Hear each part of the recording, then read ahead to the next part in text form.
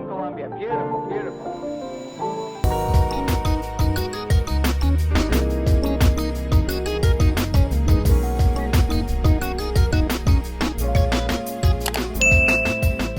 What's up, y'all? It's Elise Rose and I am back with another video. And in today's video, I'm going to be showing you guys how I do feed-in braids on my own head. So if you guys watch my latest video, my wash day routine after the wig braids, then you already know what's going on right here. I'm just taking down these plaits so that I can prepare my hair for the protective style that I'm about to do. This is way better than blow drying your hair. If you are afraid of heat damage, then do this. If you do not want to damage your hair because of heat or anything of that nature, then make sure you plait your hair immediately after shower. Or you could just go watch my latest video so you can see exactly how I did it. Bruh, my hair feels so moisturized. Yes! That is what we want. Yeah, y'all should definitely go check that video out because I had all the details on how I got my hair moisturized and big and fluffy and all that.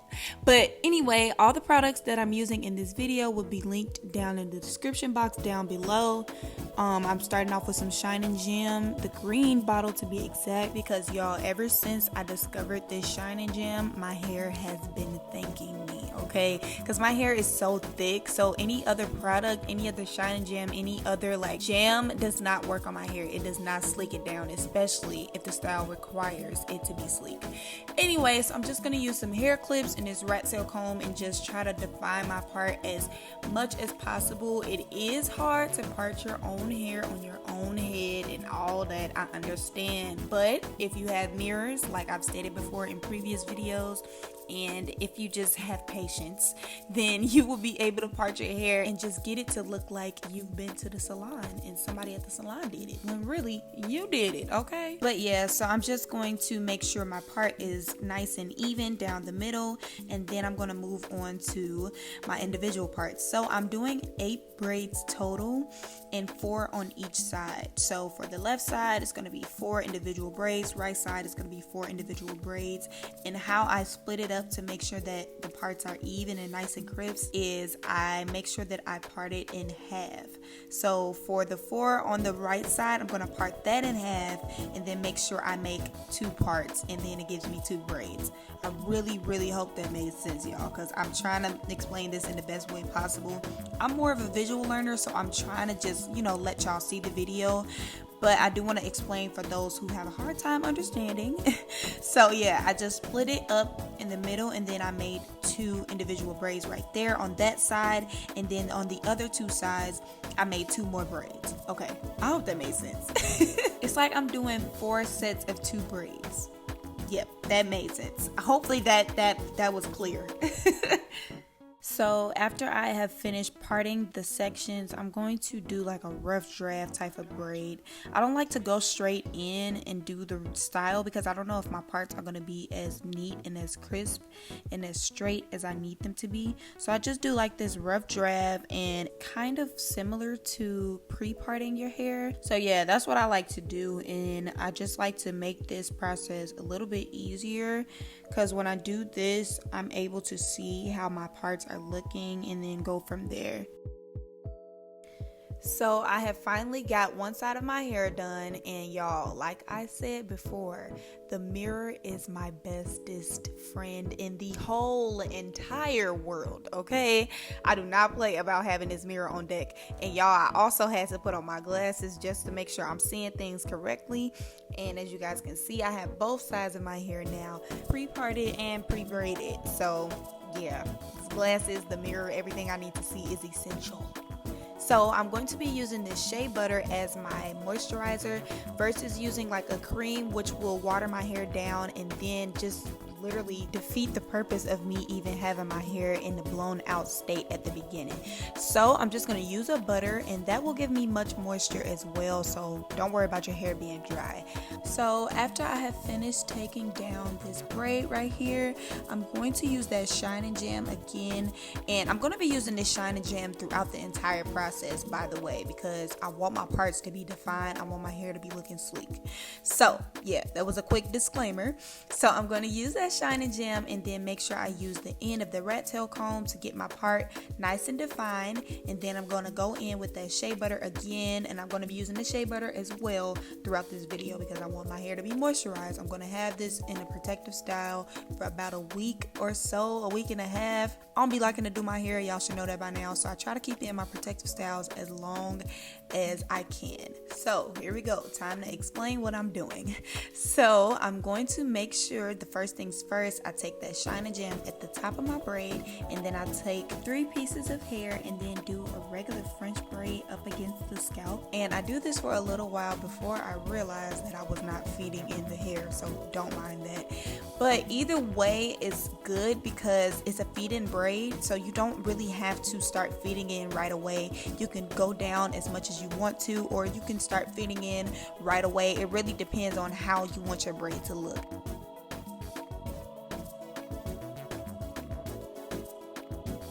As you guys are going to see right here, I did realize that I forgot to feed in the hair. But it's okay because I will show you guys how it looks on the other side feeding in right away versus how it looks on this side when I don't feed in right away.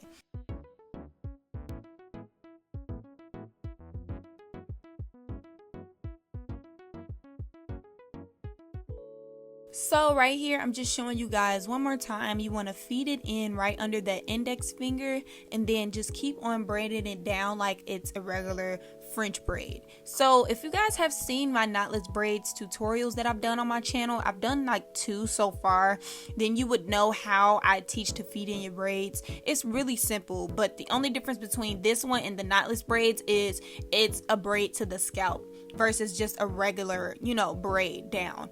So it's real easy. You just want to keep on feeding the hair in as much as you would like. If you would like it thin, then you won't feed in as much hair. If you want it a little bit thicker, then you would feed in more hair.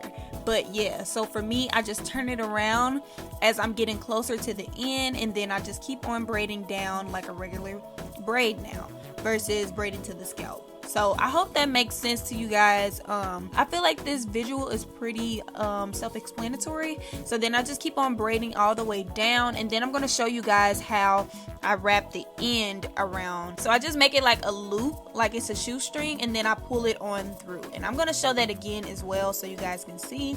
But yeah, after I have done these 2, I'm just going to keep on going to the rest of my hair. But before I do that, I am going to take some of this Jamaican black castor oil on my edges because my edges are sensitive and I need those protected, okay? Because I'm about to slay them in a couple seconds. Well, in a couple clips. So I really need my edges to be protected, and I put the Jamaican black castor oil on there, and then I go in with the shine and gem and I just keep on braiding. So I'm just gonna let the rest of these clips play, and then when it's time for me to do my edges, I should come back and tell you guys what I'm doing.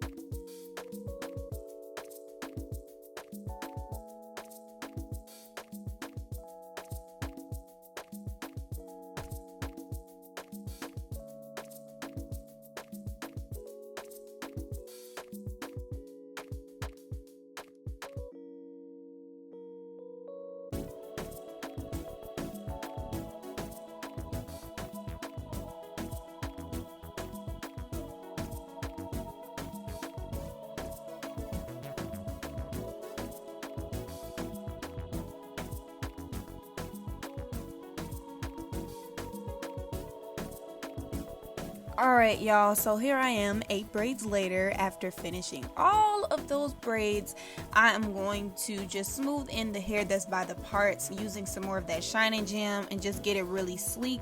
And then I'm going to go in with my edge tamer by EBIN. Like I said before, all my products will be linked in the description below, so you can go ahead and purchase those. But yeah, I just wanted some really fancy type of edges, so I'm just gonna play around with them and get them to how I desire for them to look. And then I'm going to be reapplying the EBIN just to get it nice and smooth. While doing that, I'm gonna play around with the edges. You'll see. So just do your edges however you want them to look, but for me, this is how I wanted them to look. Okay.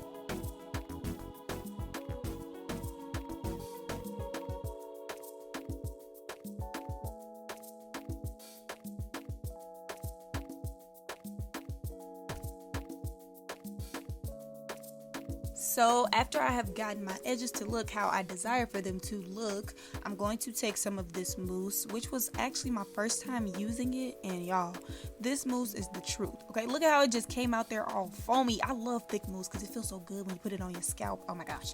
But yeah, I put this on my hair just to give it a really neat look and also to lay my natural hair down.